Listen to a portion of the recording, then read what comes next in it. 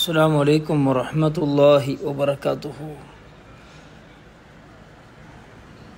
വല്ലാത്ത അത്ഭുതകരമായ ഒരു കാര്യമാണ്.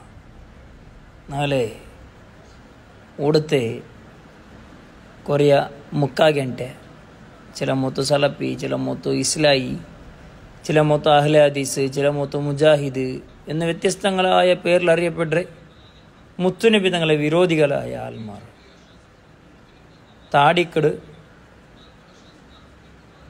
ബേറന്തിക്കില്ല. അപ്പോൾ ഇങ്ങനത്തെ ആൾമാർ പരിശുദ്ധമായ ഖുർആൻ എഴുതിത്ത് അതിനെ ഒരസിത്ത് കുടിക്കുമ്പോൾ ചിർക്കില്ല കുപ്പുറില്ല ഉണ്ടാക്കുക. എനിക്കಂತೂ മദ്ഹബില്ല. മദ്ഹബ് 4 മദ്ഹബിൽ നിന്ന് ഒരു മദ്ഹബ് സ്വീകരിക്കൽ കഡ്ഡായ, മദ്ഹബ് ಅಂತೂ ഇല്ല.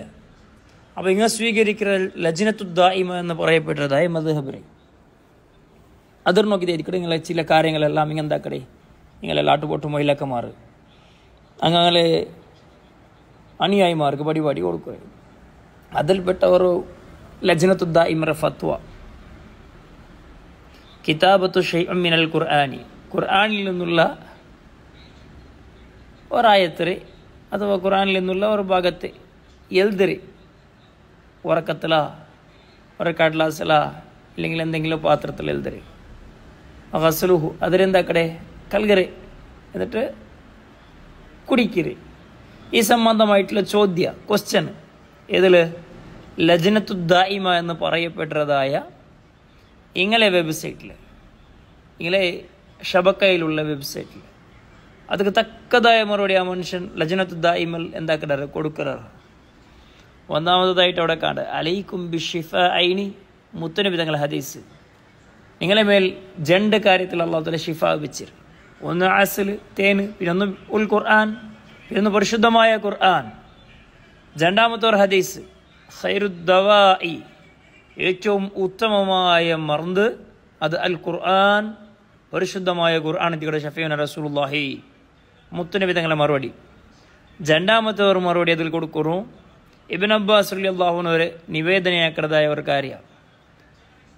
കർപ്പുഞ്ചായ പെണ്ണുങ്ങ ആ കഷ്ടവേളയിൽ ആ പെണ്ണുങ്ങൾക്ക് പരിശുദ്ധ ഖുർആൻ്റെ 3 ആയത്ത് അതിൽ എഴുതി കൊടുത്തു. ആ 3 ആയത്ത് എഴുതിത്ത് അത് കൽകിത്ത് ആ പെണ്ണുങ്ങൾക്ക് കുടിപാട്ടണം.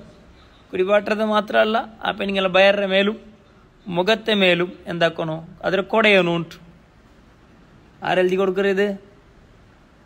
ഇതേ നിങ്ങൾ റായത്തിൽ പ്ലേറ്റ് എഴുതുമ്പോൾ വടക്കത്തെ ബുധനാസ 2 പ്ലേറ്റ് ഷിഫാര ആയത്തരെ പ്ലേറ്റിൽ എഴുതിയിട്ട് കുടിக்கிறതായ സമയത്ത് ഷിർക്കും കുഫറും ബിദഅത്തും ചൊല്ലുന്നതായ ആൾമാരെ നേതാക്കന്മാരെ ഇത് കിടച്ചെന്നുള്ളത്. ഇനി പോട്ട് പിന്നെ കൊടുക്കുറാറ് ഇബ്നുൽ ഖയ്യിം, അവിടെ കിതാബിൻ്റെ പേരും കൊടുക്കുറാറ് സാദുൽ മആദ് എന്നുള്ള കിതാബിൻ്റെ പേര് കൊടുത്തത്. ആ കിതാബിലുള്ള കുറേ ഭാരത്തുകൾ എന്തെല്ലാം കർപ്പുഞ്ചായ പെണ്ണുങ്ങൾക്ക് എഴുതുമ്പോൾ എന്തെല്ലാം എഴുതണം എന്നുള്ളത്. എന്നിട്ട്